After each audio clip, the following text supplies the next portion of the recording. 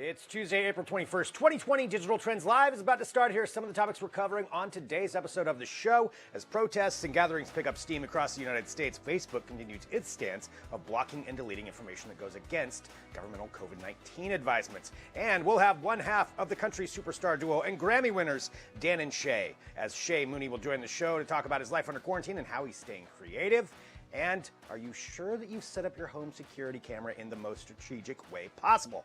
Well, we'll have our own smart home editor, John Velasco, walk us through some good tips and tricks. And we're debuting a new segment on Digital Trends Live called Who's Got Game, where we bring on content creators from Full Screen to talk about their journey to success, with today's guest being Edward Zoe. All that and more on today's episode of Digital Trends Live.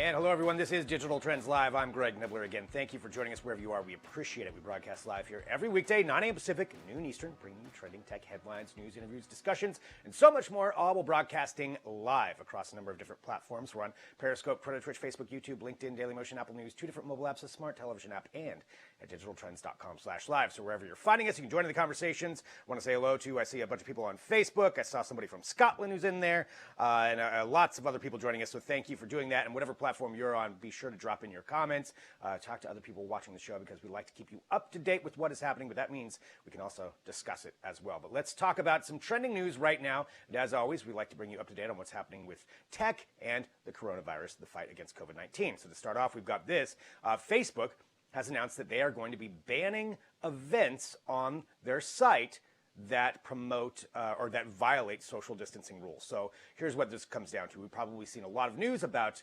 protests and groups that are showing up at capitals, at least here in the United States and probably worldwide as well, where they're protesting a quarantine or lockdowns or the idea of social distancing. Well, Facebook said that they are going to be prohibiting these events, and they said that unless a government, and that's their stance, so that as long as that's the case, if the government says that this is something that's prohibited, they are going to prohibit groups being formed on there. And sort of naturally there is some backlash from other people. Certain people believe this violates free speech. Facebook is a private organization, so technically they don't have to follow free speech, but that is something that's happening right now, and really just bringing you the news on that. So it's probably something you'll see trending on your timelines here throughout the day, but that's a little bit of news right there. Continuing on, let's talk about how big tech is really answering this. So we have Facebook. Let's go to Google. This is something that Google is doing in association with the fact that they want to get more people out there and able to sell some things. So this is what they're saying is their response to the fact that so many businesses are closed to in-person shopping. They are opening up some online shopping. They're opening up their platform to make it free for sellers to list their products on the company's search engine. So previously, you would have to pay or bid to have your advertisement go up there. And now they're saying that sellers will be able to list their products for free. So if you are a small business or you're somebody who sells things, this is probably something that would be some very good news for you, so that you can get your products on there. They're also partnering with PayPal to let merchants link their accounts to Google to speed up the onboarding process. So we'll probably see some more changes with that in association with using Google and different products that are showing up. That's something that's trending from Google. So going from Facebook to Google to Amazon. Let's talk about some response there. Certainly, this is the biggest shopping site that we have. And it turns out today, the reports are coming out, that hundreds of Amazon workers in the U.S. are set to protest Amazon's handling of the coronavirus crisis. So what we're anticipating is that they're going to call in sick, and they pledge not to go into work today, which is Tuesday, April 21st. This is in response to Amazon's handling of it. They believe that these employees believe there should be some more precautions set up. There should be more things for the employees to protect them, but also some more pay is involved in there as too. There's a list of demands. So this is, as this report is coming out, they said that it could be affecting about 74 facilities is where that's estimated that we could have walkouts going on. So again, about 300 Amazon employees have pledged to not go into work. Starting today, we don't know how long this will last, but that's news today. So we'll have to see how that's affected and what Amazon's response will be to that. And one more thing here, just for our coronavirus and tech news. This is an interesting story that I just wanted to bring up. Now, we know a lot of different tech firms and manufacturers are switching production to make either ventilators or different protective equipment for people. But this is something that's pretty cool, and it's a story coming out of Afghanistan, of all places, and it's the girls robotics team in Afghanistan. This girls robotics team is figuring out how to make ventilators from spare car parts. It's a really fascinating story. This robotics team has actually won some things worldwide before. There's about 15 members on the team, and they're under additional restrictions being Afghanistan and just being women. That's just the fact. And so it's very difficult for them to actually get the job done. But this story is really unique and really fascinating and inspiring that they're getting out there not only to meet up, but also figure out how to make ventilators from spare car parts. They're hoping that by May or June, they're going to be able to have something that'll actually work. But it's just showing the ingenuity of a lot of different people around the world trying to fight this. So check that out at digitaltrends.com. All right, continuing on, let's talk about some other news. Let's talk about the entertainment side of things. And we're seeing that rapidly change as well. As we're all working from home, we want more entertainment.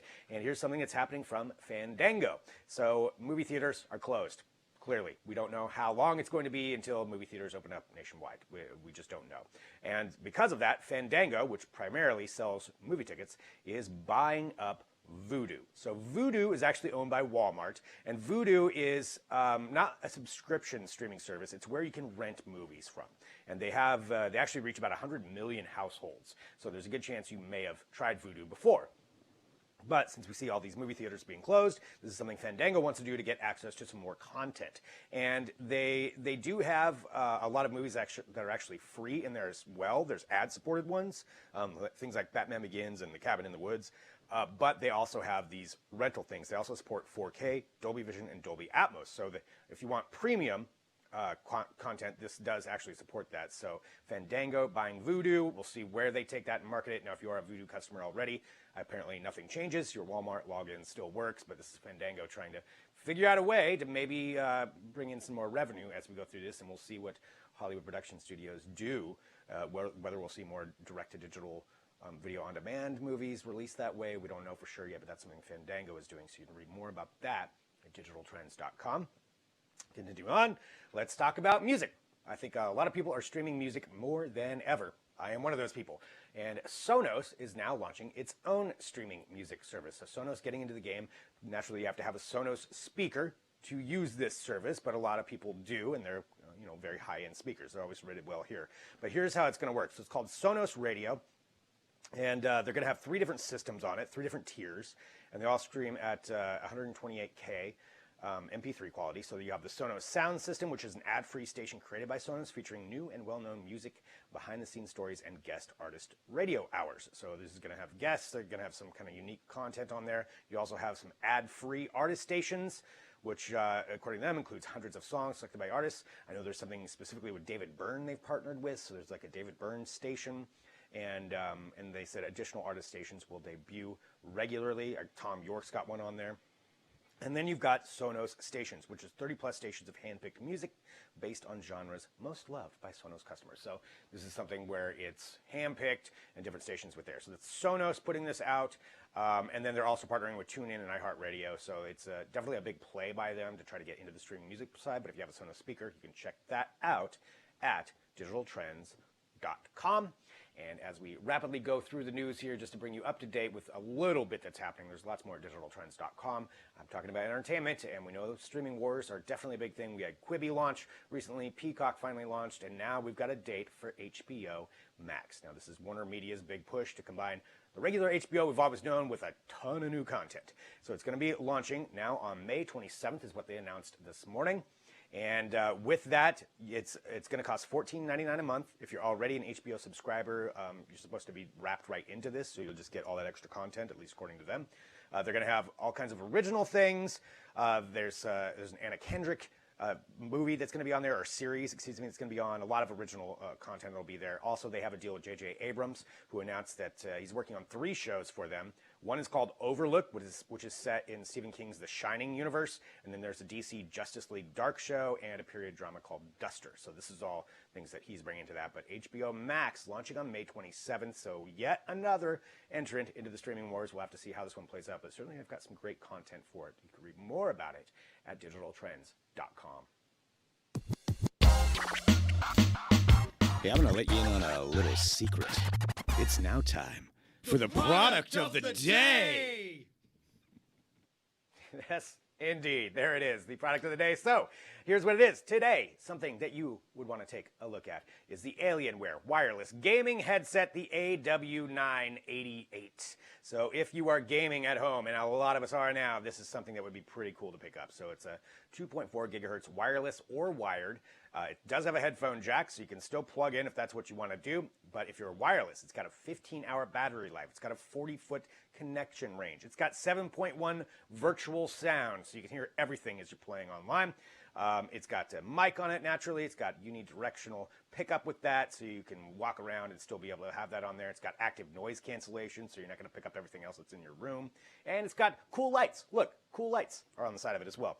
So it also comes with a 2-year warranty, and it's designed for a few specific kind of computers on there, but you can follow that link and just to make sure. So I would suggest click that link. Make sure that it's compatible with your computer. It's compatible with a lot of them, but just double check that. But that is a really cool headset that you can pick up, and that is coming from Dell. So that's the Alienware wireless gaming headset on sale right now. So it's $159.99 as of this, but make sure you click that link and get the accurate price. So that's all right there. That's our product of the day.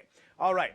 Let's continue on here with Digital Trends Live, shall we? We have a lot of great guests joining us coming up, and naturally we're all working at home, and that includes some of our favorite artists. And coming up, we have one half of the country superstar duo Dan and Shay. We've got Shay, who's going to be joining us, Shay Mooney, to talk about what he's doing in quarantine, how he's being creative, how it's affected him, and all kinds of other things. And we're broadcasting live, so you can drop in your questions as well on whatever platform you're on. So stick around. We're back here in a minute with more Digital Trends Live.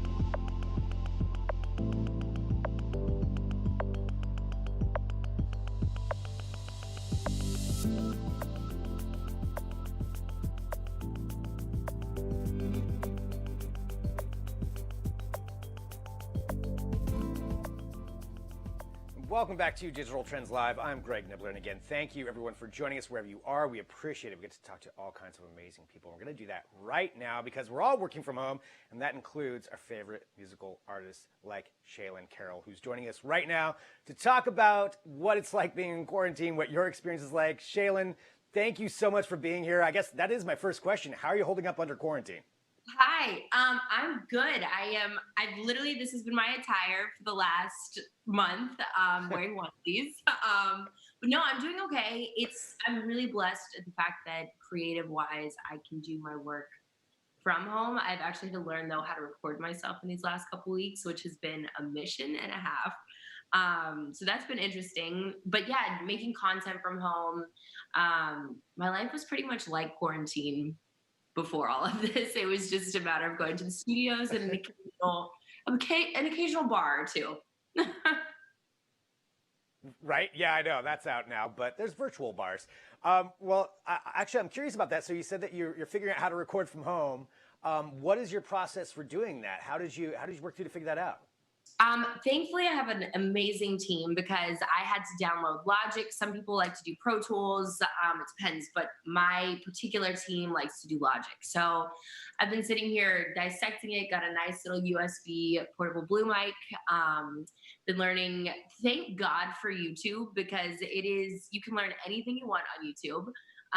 So I've been really trying to hone in on this. I have a new respect though for sound engineers, let me tell you. Right? Yeah, it's not as easy as it seems. Yeah, we've got some great ones here that work for Digital Trends too. But yeah, well, talking about that, and being home, have you found, on the creative side of things, because this is something that we're all starving for, music from favorite artists and things like that. So is this something that you found that creatively is inspiring to you, that you've been able to find some inspiration? To be honest with you, on the writing side, no. It is, I live my life off of experiences that if I go out, if I meet somebody, if my friends are going through something, it is really hard to pull inspiration right now as far as trying to figure out what to write about. So I'm not putting a whole lot of pressure on myself, thank God, because I had most of my project done before this happened. So I was really thankful for that because if I was sitting here with no music at all, I would be freaking out right now. Fair enough. Yeah. I mean, it's just interesting how it's all working out. Well, talking about, being at home and looking at other things too, what kind of, I guess, entertainment are you watching yourself? Are you binge watching some television shows or series or movies? And if so, which ones? So I've started binge watching. I'm a huge Gossip Girl fan. I'm just gonna put that out there. Gossip Girl, and then my alter ego is Sons of Anarchy. So I'm rewatching all of those. I watched The Gentleman last night with Matthew McConaughey. So good. I found a bunch of new movies. I really want to watch the Michael Jordan show that they have out, which I've missed the last 2 times it's been on. So I gotta watch that. I've really taken a love to watching people's at-home fitness workouts, trying to replicate what they're doing and failing miserably, but it's still trying, so that's fine. TikTok, and I have found a new love for TikTok and making them. Yeah, and just really listening to new music that's dropping is really crucial to me right now. The Weeknd dropped his album, so that's been on repeat. And just waiting for some of my apparently Drake is supposed to drop a project in between all this, so who knows? But I'm waiting for that moment, so let's hope. Right? Yeah, I know. We all need something. I will say this, though, if I'm a Sons of Anarchy fan as well, if you haven't watched the Mayans yet, check out Mayans MC. Okay. So good. Okay. Oh, yeah, it's great. Okay. Yeah. Everybody says... Yeah. And there's a bunch of cameos that'll work in that. Amazing. I love that. All right, well, and for you too, because, talking about staying creative and connecting with people, what are some of the ways that you've been connecting with your fans and staying, in their lives throughout this? I have really been trying to be actively on Instagram Live. I found that that's really interesting way, especially now that people can call in and join the live is so cool to me. I've been doing that a lot with also influencers. My girl Dana, she's a huge choreographer. did like her first live one, which was really cool. My friend Jenny. So I've been trying to go on lives with like other people as well to incorporate their music. And then just DMing my fans, comments, making these little montages of like quarantine chronicles, letting them know like I built a fort and I have been reading so many books and making music, and I write lyrics, like I rip up all my clothes and like make my clothes and put lyrics on them. So I've really been trying to like incorporate that into like the lives. And then let's see. Yeah, I mean, doing live shows, trying to like sing on Instagram lives as much as I can and show new music, which has been cool. Yeah, it's actually really fascinating that you can become so close with your fans on this level without seeing them in person, which is bizarre to me. But it's actually, I feel like I've gained more connection with them over this time period because I've had the time to focus on it and really take the time to like get to know these people over Instagram or TikTok. Like it's actually bizarre. Like I feel like I've learned more about my fans in the last month than I've ever learned. Well, I mean, it is such a unifying experience because we're all kind of going through this together no matter what. And so, I don't know, maybe it's kind of like a leveling field that everybody can feel a little bit more open to connect with each other. Yes. It's really cool. It's really, really cool. One last question here I had for you is if there, you know, we're talking about these Instagram collaborations and different people bringing people on. If there's one artist out there that you could collaborate with more than anybody, who would the one that you want to be that? Who would you want that to be with? I think Post Malone. I'm obsessed. Post Malone. Nice. All right. Obsessed. Let's see if we can make that happen. Please. All right. Well, I want to say again, thank you so much for joining us. And for everybody out there who wants to follow you too, who wants to jump on the train here, where should I send them? What's the best place to go? My Instagram is Shaylen Official. My TikTok is Shaylen Music. And then if you're trying to go on Spotify, anything like that, it's just Shaylen. Nice. Well, Shaylen, thank you so much for joining us. Really appreciate you being here on the show, and thanks a lot. And you know, I'm looking forward to seeing what you have. Yes, absolutely. Thank you so much. All right, Shaylen Carroll here joining us on Digital Trends Live. Thank you so much for being here and following along with everything that she is doing. All right, and thanks everybody for joining us here on this show. So we're broadcasting live here every single weekday. Coming up next, we've got John Velasco to talk about smart homes, in particular smart home security cameras and where they are located and are they in the right spot. So John's going to tell us that. Stick around, back here in a minute with more Digital Trends Live.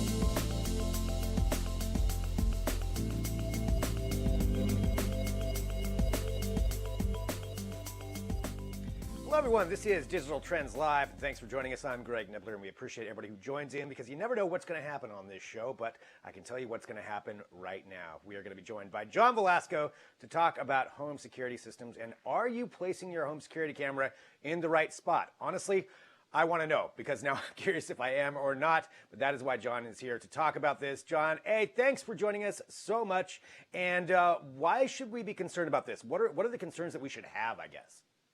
Well, thanks for having me, Greg. Well, basically, now that everyone's quarantined and at home, they've noticed that there's been an increase in burglaries. Specifically, in New York, said that they saw an increase of 21.9% since the quarantine has started. So that's kind of alarming because people are at home, and you'd think that burglars wouldn't be inclined to, go and do stuff like that, but it seems like they're bolder about that. So the thing you want to keep in mind is the proper placement of where to put your security cameras, because everyone has security cameras, whether it's indoors, outdoors, and they're meant to deter people away from committing crimes, obviously.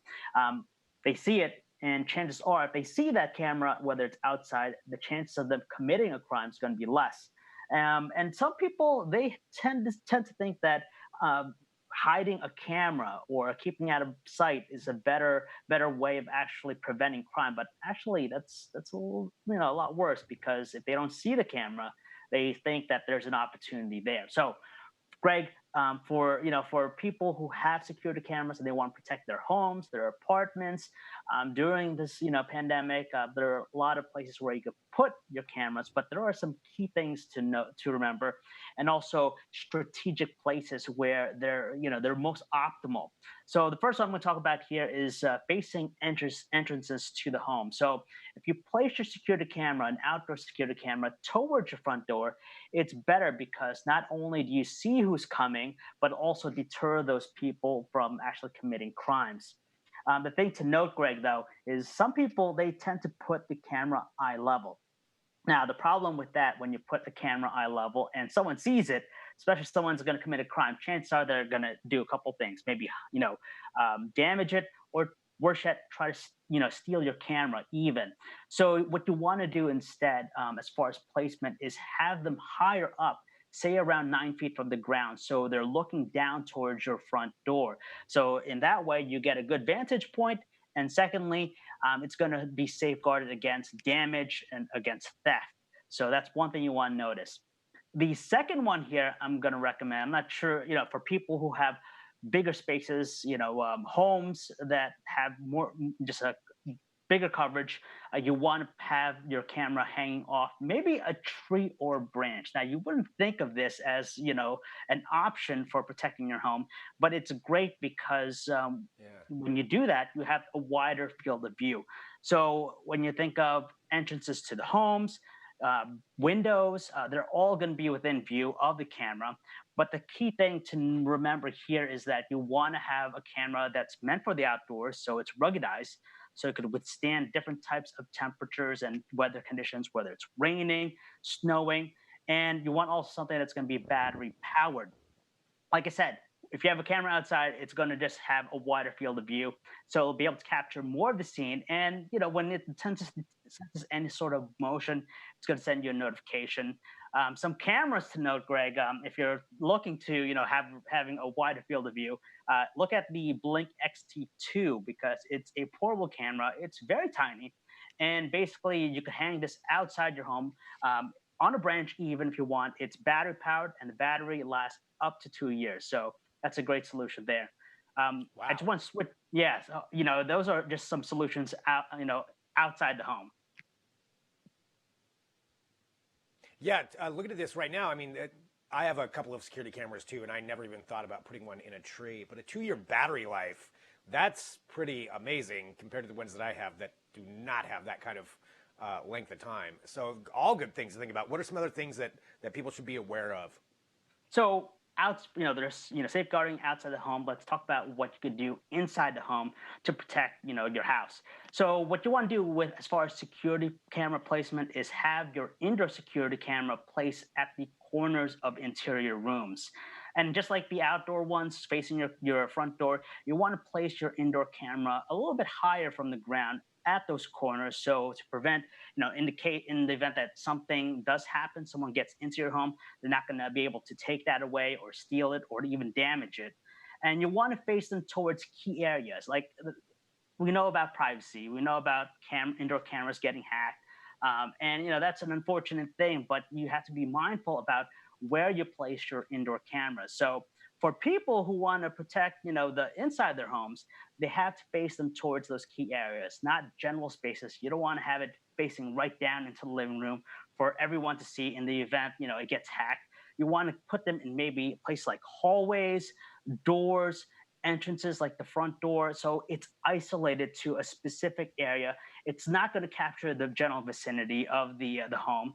And the thing with most indoor cameras, they usually stay stationary. You place them on a level area like a desk or a tabletop. But many of them come with adapters that allow you to mount them to the wall. So yes, you could have it at the corner, so it has a better vantage point again, and it's focused on key areas in the home. And the last one I want to mention here is, again, going back outside the home. If you want to protect your children, as far as them playing outside, if you have a jungle gym perhaps, or a swing set, you also want to have a security camera facing those things as well, because yes, it's going to detect motion. So it senses anything, whether it's the kids playing, someone coming up from the driveway or, from the backyard. You'll be able to know, it'll notify you obviously, and you'll have that peace of mind basically. And it'll record in real time. Obviously, you could check up on your kids.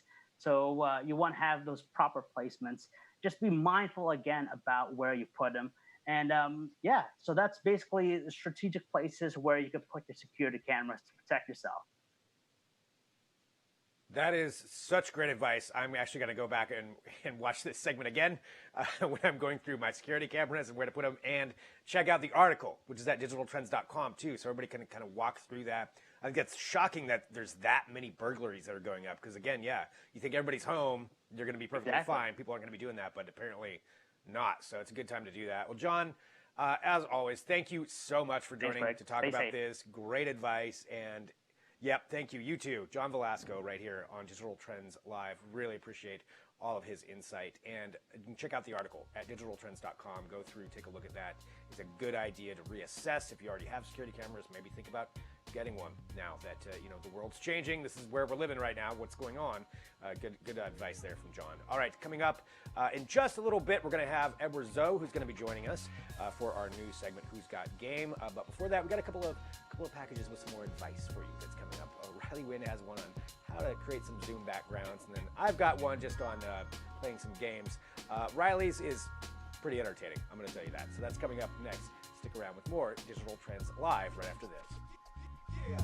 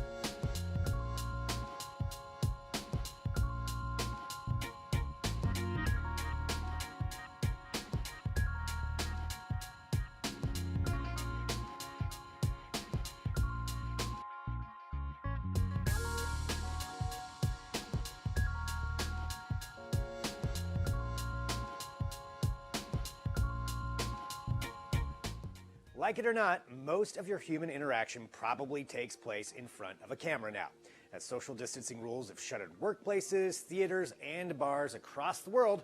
Homebound people are flocking to apps like Zoom and FaceTime to work from home, watch movies together, and remotely share a cold one. But good luck partaking without a webcam. While most laptops have built-in, usually abysmal webcams, high-quality standalone webcams for PCs have become scarcer than toilet paper. Prices on Amazon have skyrocketed, retail stores like Best Buy are selling out, and even Craigslist opportunists are cashing in.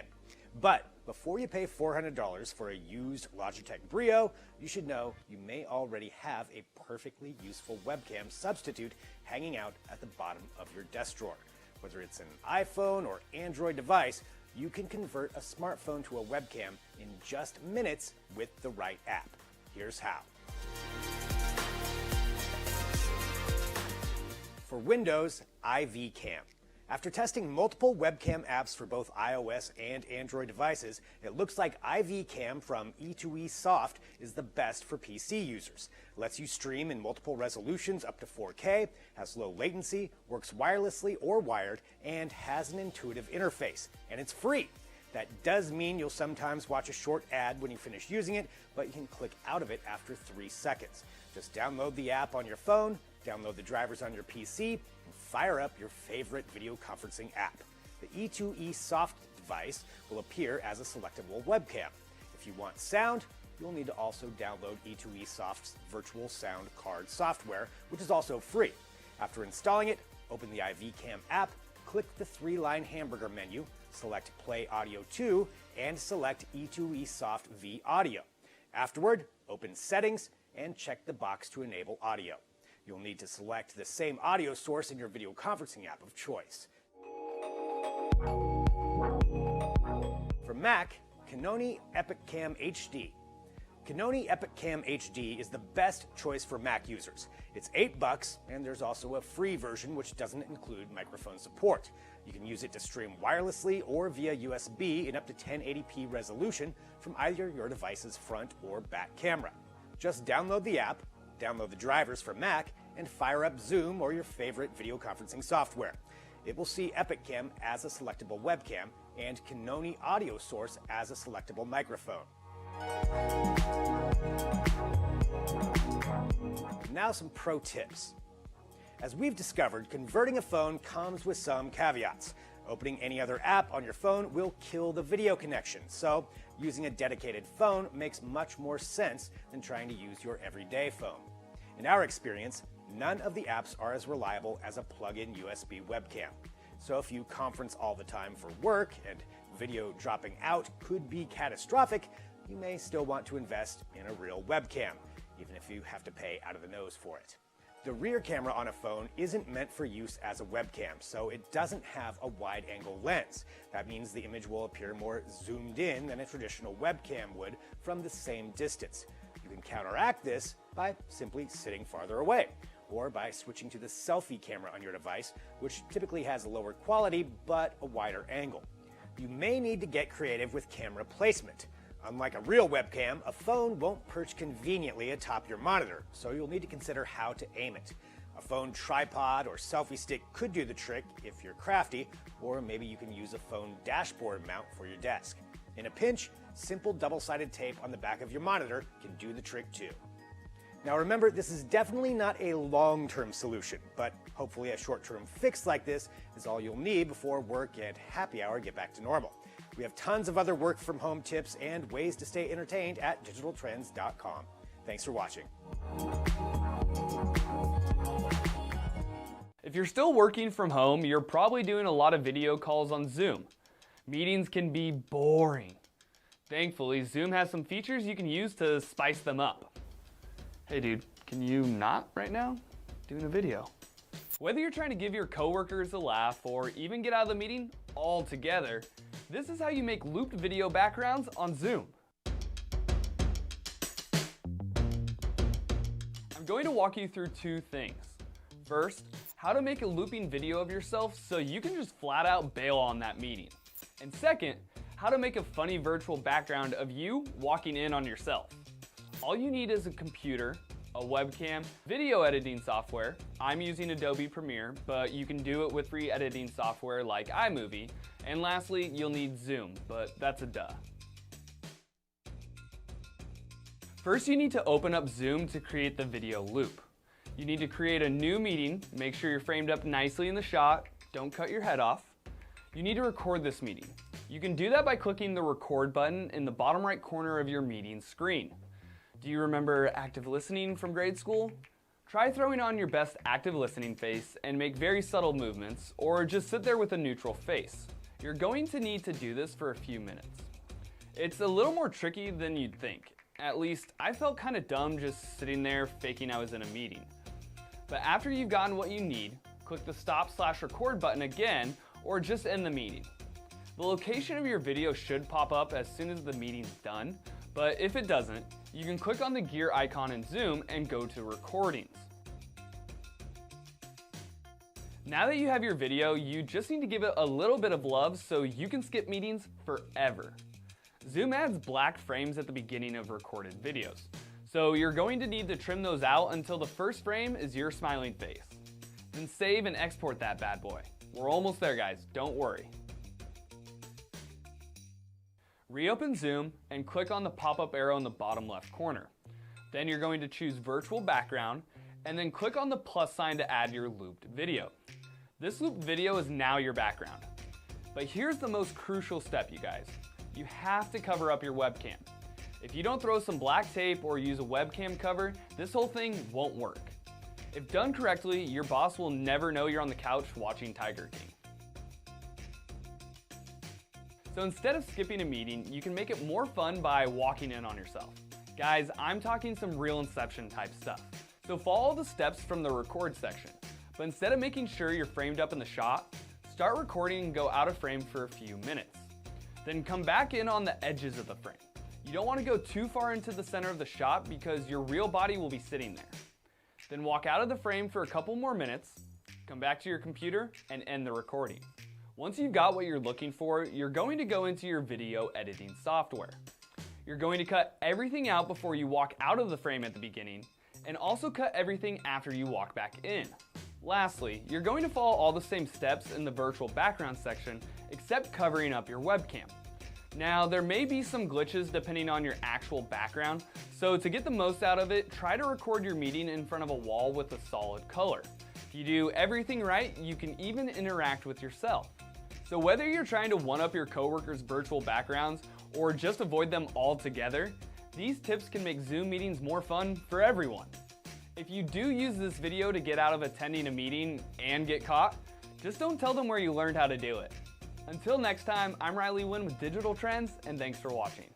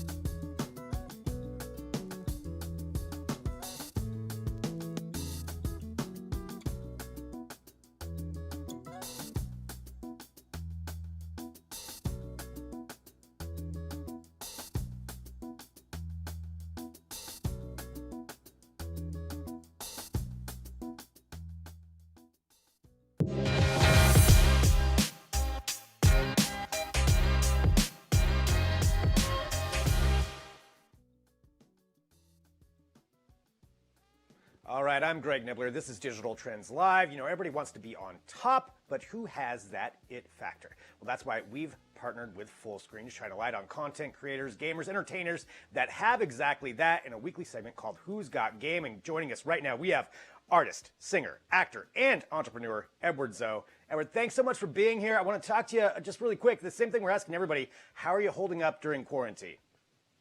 Honestly, like this is not that much different than my normal life because I'm always at home working anyway. The only difference is I can't just like go park up at a coffee shop and like edit. So I'm holding up. I'm grateful that I still have a lot of stuff to do. So I know some people are saying that they're bored. I don't understand how anyone can be bored during this time because it's like there's just so much to do that it's not that much different for me. Have you been finding any extra inspiration creatively based upon what's going on, or is it just kind of business as usual for you, like you're saying? Oh, absolutely. I mean, in terms of inspiration, what do you mean by that? Like just being in isolation? Yeah, being in isolation and maybe, I don't know, seeing what other people are doing different things because of this. But I know that you're, like you said, you're online a lot anyway, so maybe this is just continuing on with what you're normally doing. Yeah, it's pretty much business as usual. I'm actually working with Boss Water because we're doing this. We're donating, sanitizer and water bottles to people that are, on the front line and people who need it. So I'm working on that campaign with them. But actually, it's interesting because a lot of brands and a lot of companies have chosen to, obviously, for what's going on, they've had to scale back a little bit. So it's been a disruptor in that sense. But that's actually why I started.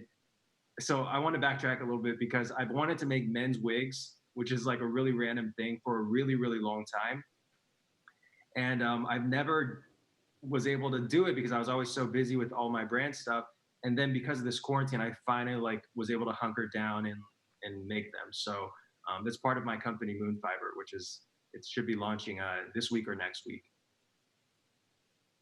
That's fantastic. So that is something, yeah, because of this, at least you have the time to focus on that. So with Moonfiber, tell us a little bit more about it. You said men's wigs. What is this for? Give us kind of the rundown on Moonfiber itself. So Moonfiber is actually a unisex grooming brand, and I started it because a lot of grooming brands are gender skewed. So you either have brands that are heavily skewing towards females, or you have brands that are so, the thing about what is it called? Not toxic masculinity, but fragile masculinity, where you go to the section of Target and everything is very gendered. Right. You go to the men's section, it's like cedar, plank wood, deodorant. It has to be very, very like hitting you hard with, we are a men's product. And so with Moonfiber, I set out to kind of really, really dismantle those kind of gender norms in terms of what is a guy's product, what is a girl's product. Because at the end of the day, everyone wants to take care of themselves. Everyone wants to look better. So that's the ethos of the brand, which is really missing in the marketplace, and I wanted to start that. And it's a hair product line right now, but we're expanding into more, wider volume grooming. And then the men's wig line is just a part of like an umbrella thing. Actually, the Moonfiber is an umbrella, and the men's wigs are something underneath it.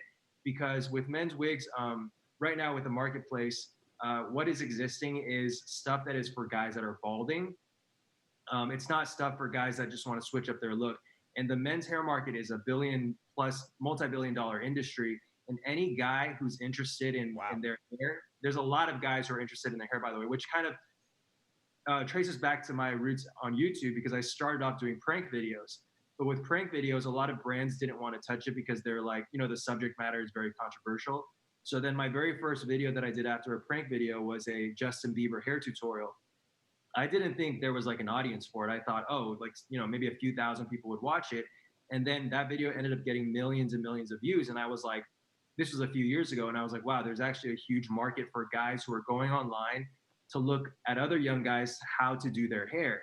So I realized that was a really, really big market. And so with the men's wig line, I'm not targeting guys who are balding. I'm targeting guys like myself who just want to switch it up. And that market really doesn't exist. So I will be one of the first to market to do what we're doing. So I'm really excited about that.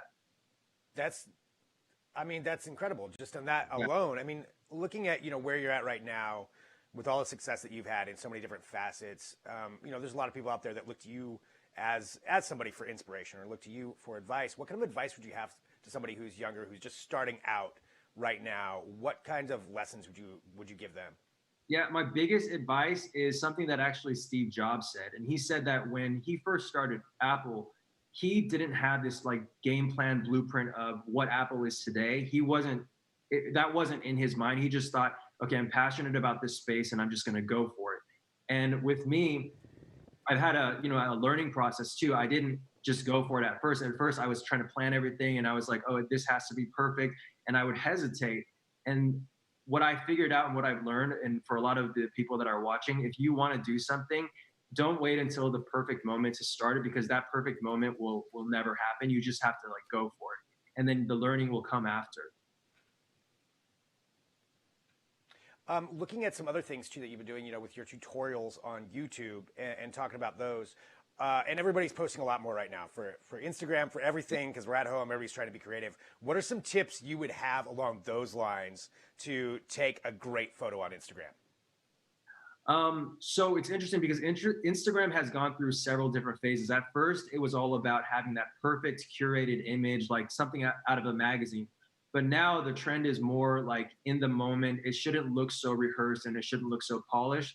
So for those moments, I would just recommend, like, for example, if you're going to have a friend take a photo of you, instead of posing for it, you should just have your friend hold the camera and start clicking through of you, like doing your natural movements. Or let's say you want a cool shot of you at a restaurant, instead of sitting there like with your food, like, you know what I mean? Like, just go throughout your normal daily actions as if your friend was not even holding the camera, and you're going to get the most natural, coolest shot for Instagram or for whatever the purpose is. But if you do want to get that editorial polish shot, a lot of my editorial polish shots on my Instagram, they were done with the self timer on, just like a DSLR on a tripod with a self timer, and I would just like take a bunch that way.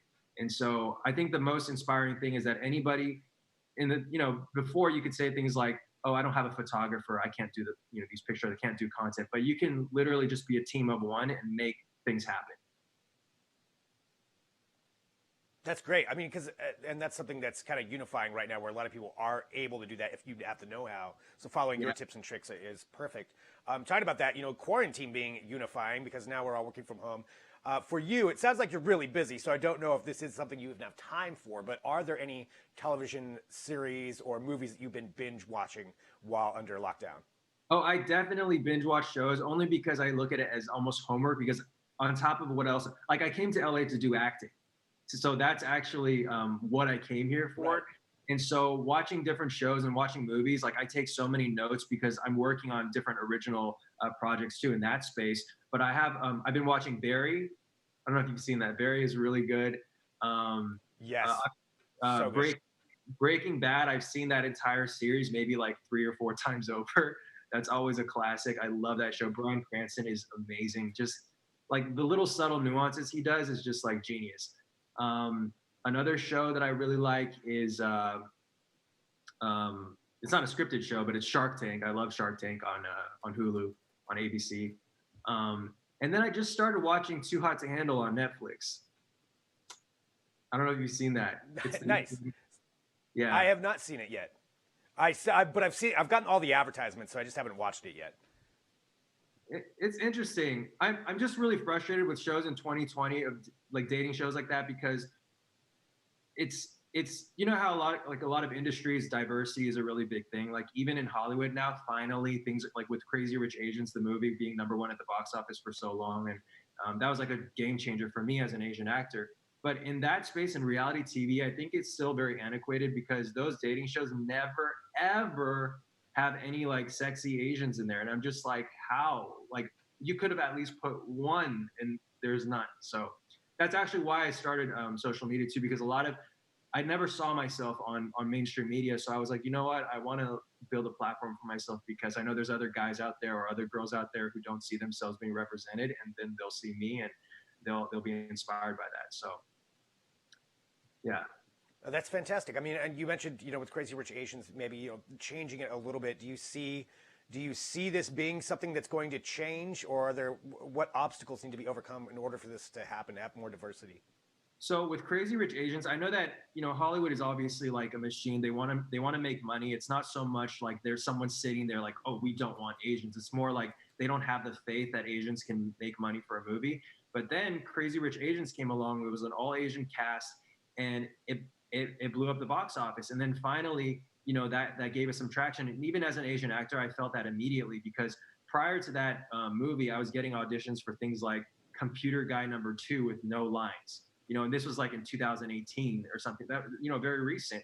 And as soon as that movie hit, I noticed it right away. The type of auditions that we were getting,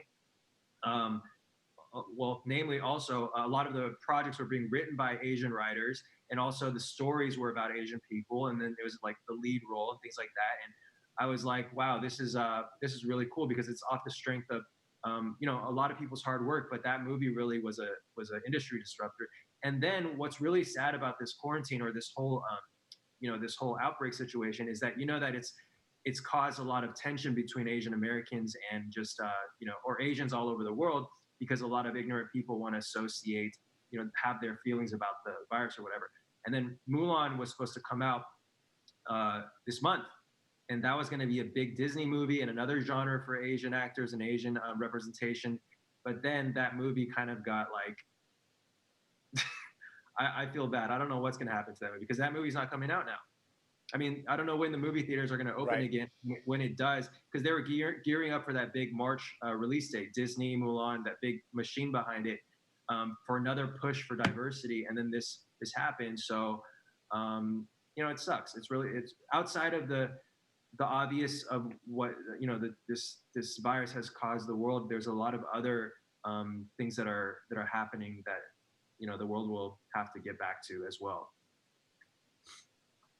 Well, luckily you're there creating things still consistently that everybody can go and take a look at and find inspiration from. And that's why we appreciate having you here on the show to talk about this. And just to wrap it up too for everybody, for the launch for Moonfiber, where can they go? I have to ask, I'm assuming that's not one that you have on right now, but I just wanted to double check, since we're talking about the launch. I'm wearing it right now. I'm wearing it right now because I was actually filming a few TikToks with it. So this is 100% human hair. Each hair is hand sewn onto like the fake scalp. And then it is, that's what gives it that realistic look. And if anybody wants to know more about it, they can go to the Instagram at Moonfiber, or go to www.moonfiber.co. And it should be launching this week. It should be launching. There's a few things that I need to work out, but it should be launching this week. Nice. Well, congratulations. And thank you so much for joining us here on the show, too, to have this conversation. It's awesome to talk to you. And for everybody out there, of course, follow everything that you're doing. And now I got to see whatever these TikTok videos are that you just posted with this on. So I'll be checking that out, too. But Edward, thank you so much for being here at Digital Trends Live. Thank you for having me. I really appreciate it. All right, so there we go, Edward Zoe, right here on Digital Trends Live. And again, thank you to everybody who's joining us wherever you are watching. We do appreciate it a lot. We're live here every single weekday, 9 a.m. Pacific, noon Eastern, bringing you trending tech headlines, news, interviews, discussions, and so much more. So here is where we're at. Tomorrow, we've got a whole another lineup for you. Lots of great guests. We've got Luke Larson, who's going to be here talking about computing, and you never know who's going to show up on this show, and that's why you have to hit that subscribe button. Whatever platform you're on, hit the subscribe button right now. Then you get the notifications when we're live, and you get to see who the amazing guests are that we get to talk to here every single day. So thanks for joining us. I'm Greg Nibbler, and I'll be right back here tomorrow with another edition of Digital Trends Live.